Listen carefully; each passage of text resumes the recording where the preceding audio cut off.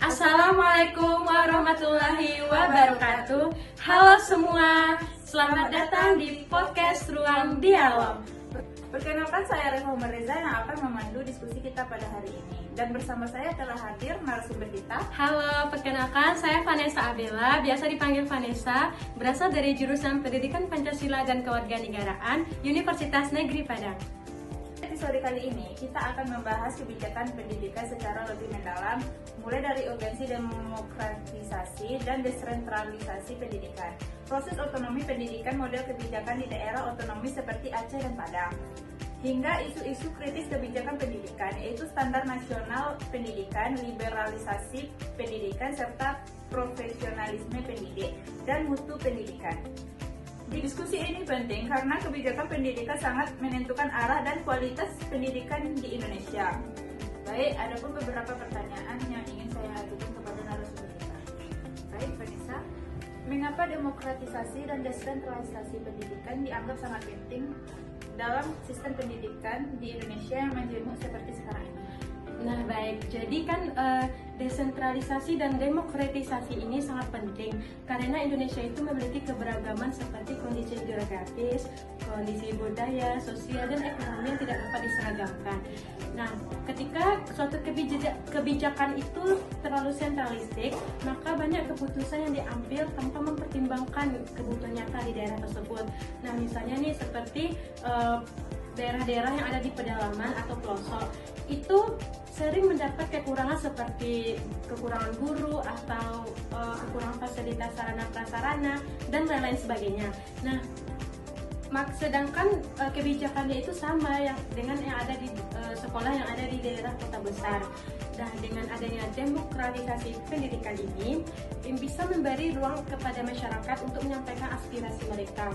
Dan sementara desentralisasi ini dapat memberikan kewenangan kepada pemerintah daerah dan juga sekolah untuk dapat menyesuaikan kebijakan yang akan dipertimbangkan di daerah tersebut. Baik, demokratisasi dan desentralisasi membuat kebijakan sesuai dengan kebutuhan daerah. Oke, lalu bagaimana proses demokratisasi pendidikan dan otonomi pendidikan itu dijalankan dalam praktik di sekolah-sekolah saat ini? Nah, dalam praktiknya, demokratisasi dan otonomi pendidikan ini terlihat dari meningkatnya kemandirian sekolah serta keterlibatan berbagai pihak dalam pengambilan keputusan. Nah, sekolah tidak hanya lagi menjalankan instruksi dari pemerintah pusat, tetapi sekolah diberi kewenangan untuk mengelola program, anggaran, dan juga kegiatan pembelajaran.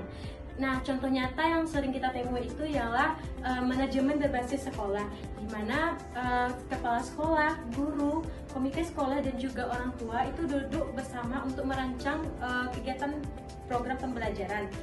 Misalnya sekolah bersama orang tua itu dapat mengadakan program literasi, kemudian penguatan karakter siswa, dan juga kewirausahaan terhadap siswa. Proses ini menunjukkan bahwa pendidikan itu dikelola secara partisipatif dan juga demokratis. Jadi begitu. Selanjutnya, bagaimana contoh penerapan kebijakan pendidikan di daerah otonom, khususnya di Kota Padang? Baik, nah Kota Padang itu memanfaatkan kewenangan otonomi daerah untuk mengembangkan kebijakan pendidikan yang berbasis kebudayaan dan juga nilai keagamaan. Nah, pemerintah di daerah di Kota Padang itu mengintegrasikan nilai adat budaya Minangkabau dan juga penguatan karakter religius dalam kegiatan pembelajaran. Nah, contoh nyatanya itu kita bisa lihat dari beberapa sekolah yang ada di Kota Padang khususnya itu mengadakan kegiatan seperti membaca Al-Quran sebelum kegiatan pembelajaran itu dimulai, dan juga mengajarkan nilai prinsip seperti musyawarah, toleransi, dan juga tanggung jawab yang merupakan budaya dari Minangkabau. Nah, selain itu, pemerintah daerah juga mengadakan program pelatihan kepada para guru agar guru mampu mengaitkan materi pembelajaran sesuai dengan konteks lokal. Dengan begitu, kebijakan ini membuat pendidikan itu lebih relevan dan juga bermakna bagi peserta didik.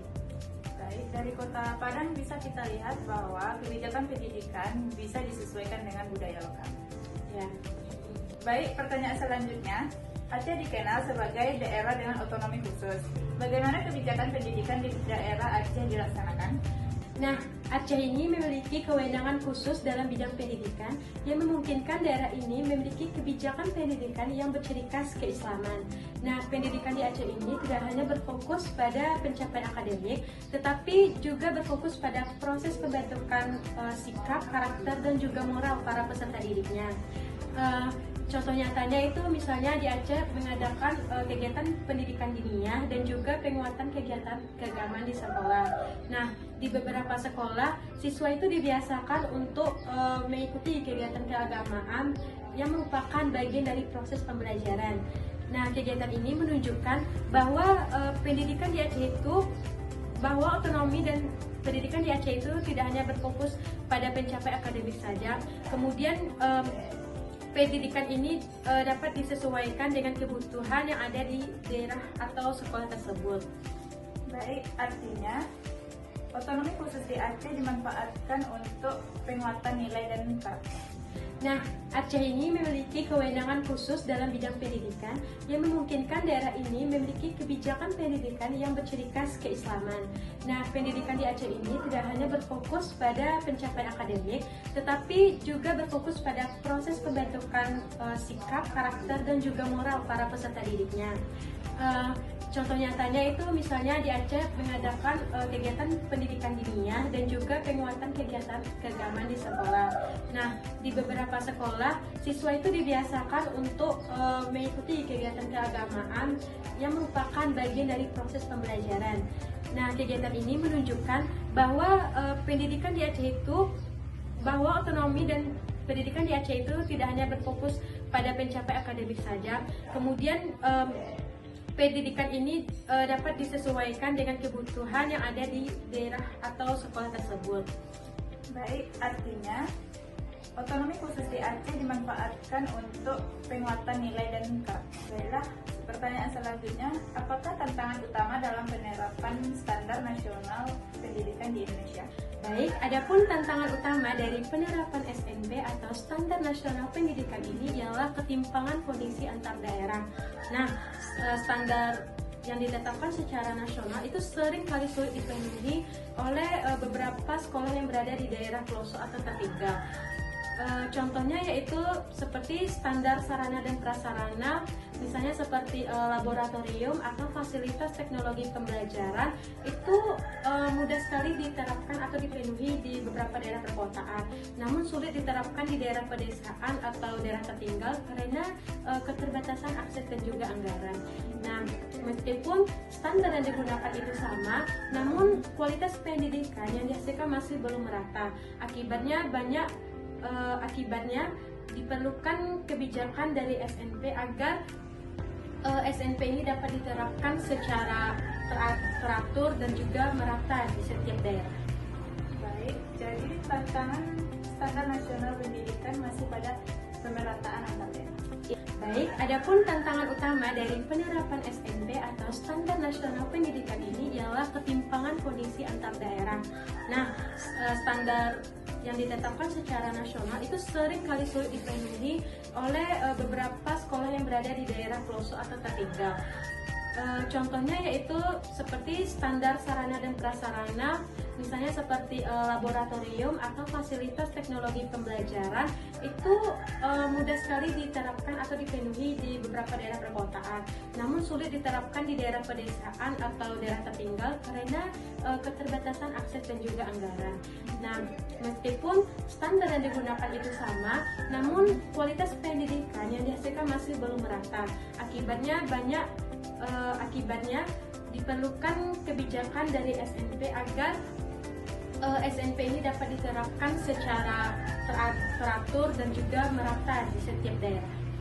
Baik, jadi tantangan standar nasional pendidikan masih pada pemerataan antar daerah. Ya. Baiklah, pertanyaan selanjutnya, bagaimana dampak liberalisasi pendidikan terhadap akses dan keadilan pendidikan? Baik, nah liberalisasi pendidikan ini memberikan ruang bagi sektor swasta untuk berperan dalam penyelenggaraan pendidikan. Di satu sisi, hal ini mendorong inovasi dan juga peningkatan kualitas layanan pendidikan. Namun di sisi lain, liberalisasi pendidikan ini juga memunculkan mengenai persoalan biaya. Contohnya seperti sekolah atau daerah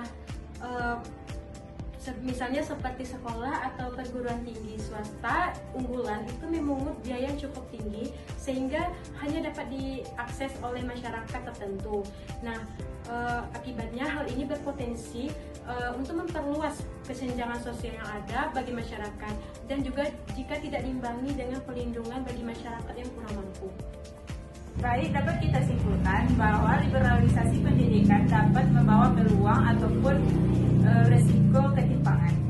Baik, pertanyaan terakhir, mengapa profesionalisme pendidik sangat menentukan mutu pendidikan? Baik, mengenai profesionalisme kebijakan pendidikan, di mana profesionalisme pendidik ini merupakan kunci utama dalam keberhasilan kebijakan pendidikan, karena guru adalah pelaksana utama di lapangan. Nah, guru yang profesional itu tidak hanya mampu menguasai materi saja, tetapi ia juga mampu memiliki kemampuan pedagogik, sosial, dan juga kepribadian yang baik. Nah, contohnya yaitu guru yang mampu memanfaatkan teknologi dan juga melakukan berbagai variasi metode pembelajaran kreatif, itu dapat menciptakan suasana belajar yang nyaman dan juga menarik, meskipun fasilitasnya terbatas. Nah, sebaliknya, kebijakan pendidikan yang baik itu tidak akan dihasilkan secara optimal tanpa adanya dukungan dari pendidik yang kompeten dan juga berkomitmen. Baiklah, sudah jelas profesionalisme guru adalah kunci mutu pendidikan. Jadi, dapat kita simpulkan dari podcast kebijakan pendidikan ini dapat dipahami bahwa kebijakan pendidikan di Indonesia itu tidak bisa dilepaskan dari prinsip demokratisasi, desentralisasi, dan otonomi daerah. Kebijakan pendidikan perlu disesuaikan dengan kondisi dan kebutuhan setiap daerah agar lebih adil dan merata. Selain itu, tantangan seperti penerapan standar nasional pendidikan serta profesionalisme pendidik harus dikelola secara bijak agar tidak menimbulkan kesenjangan. Melalui kolaborasi antara pemerintah, sekolah, dan pendidikan dan masyarakat, kebijakan pendidikan diharapkan mampu meningkatkan mutu pendidikan dan menciptakan sistem pendidikan yang inklusif serta berkelanjutan. Baik, terima kasih kepada Vanessa yang telah sempat hadir pada podcast kali ini. Baik, terima kasih juga kepada presenter kita, Reva Humareza, yang dapat memandu diskusi kita pada pertemuan kali ini. Semoga diskusi ini bisa menambah wawasan bagi penonton dan juga bisa bermanfaat bagi kita semua. Saya Reva Humareza selaku presenter izin pamit undur diri. Wassalamualaikum warahmatullahi wabarakatuh. Bye.